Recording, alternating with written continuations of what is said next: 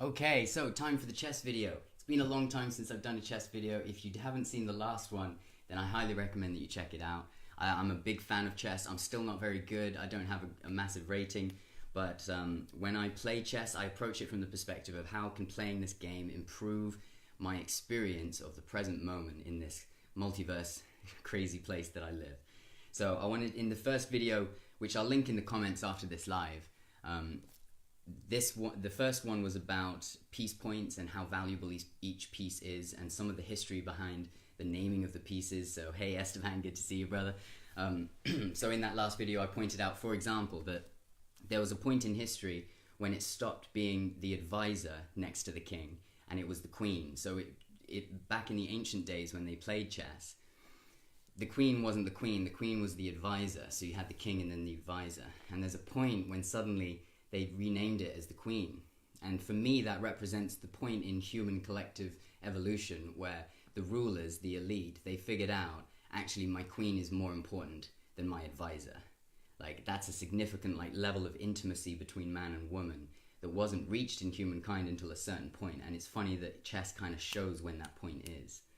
Isaac, hey, how you doing? Amy, thank you for joining us. So in this iteration of the chess exploration, I want to just first give you some background. I play chess a hell of a lot, and I play it on my phone with two thumbs.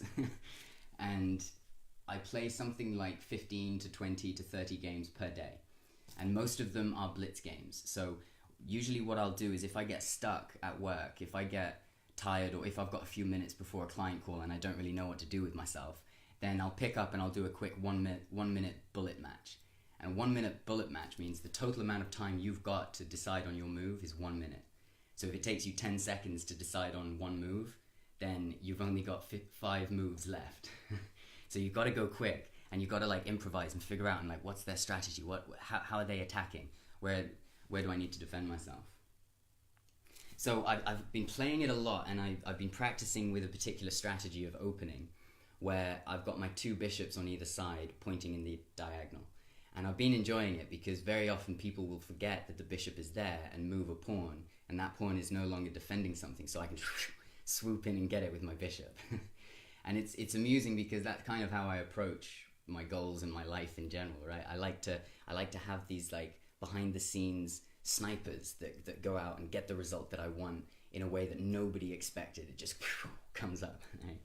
Another thing I've noticed about my strategy is that I typically attack in the middle with both of my rooks and the queen, just pushing up through with all the force that I've got, breaking through.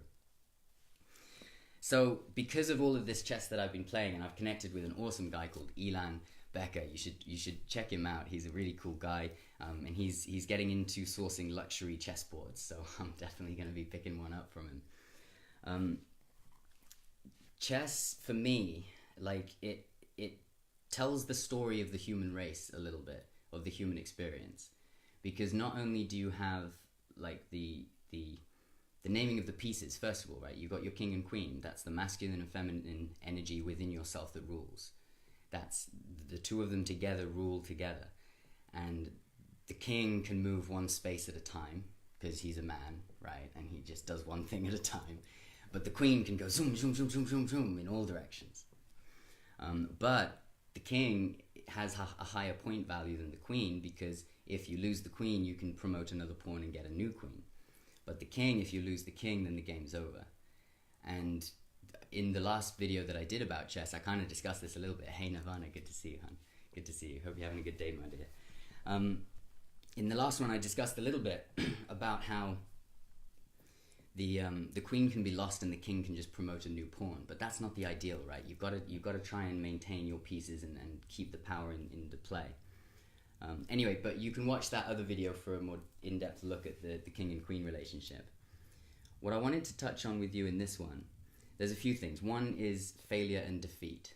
You know, if I'm playing 30 games of chess per day, I'm probably losing at least 15 of them. So 15 times in a day, I put my full attention into trying to win something and then failing, getting defeated. And, you know, it teaches you how to handle defeat. It teaches you how to handle failure.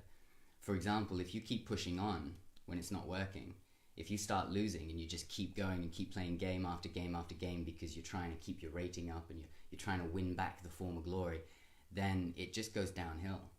And it's difficult to see that in a bigger life because it may take a couple of decades for that to manifest in your actual day-to-day experience. But if you're doing it in an accelerated way by playing a game like chess over and over and over again, you can see the patterns of your behavior that are manifesting in how you play the game of chess that then can tell you, this is how I play the game of life as well. I need to adjust.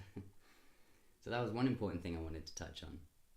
The other is to pay attention to how other people play chess, because you don't just learn about yourself when you play it, you learn about how other people strategize, what mistakes other people make, what blind spots other people have.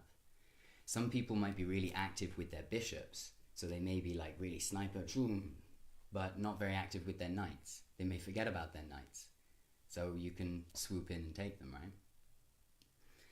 And one thing that particularly stands out to me when I play someone at chess is how do you use your queen?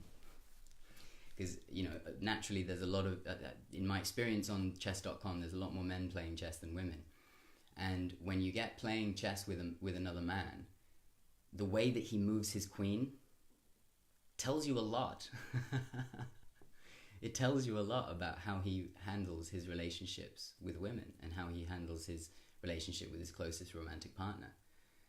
If he just launches her straight into the deep end and sacrifices her for a bit of territorial gain, then he's probably doing that in his business life as well, right? So it can help us pay attention to, like, how am I treating my queen in the game of chess? Am I simultaneously keeping her protected while also giving her the opportunity to absolutely dominate and crush it in her space and like leave the playing field empty because she's such a goddamn boss, right? Balancing that outward assertiveness with inward protection.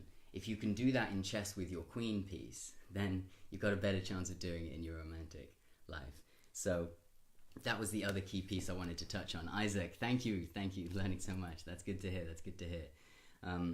All right, so I'm going to wrap this one up. Alexander Riker, you challenged me to make this video and said, when are you going to do it? I said, by tomorrow night, and here it is done. I will congratulate myself with a celebratory pipe smoke, and I will see you all in the next live, which is probably going to be soon. I've got some singing in me. I want to get some songs out, so I'll see you later. Bye-bye.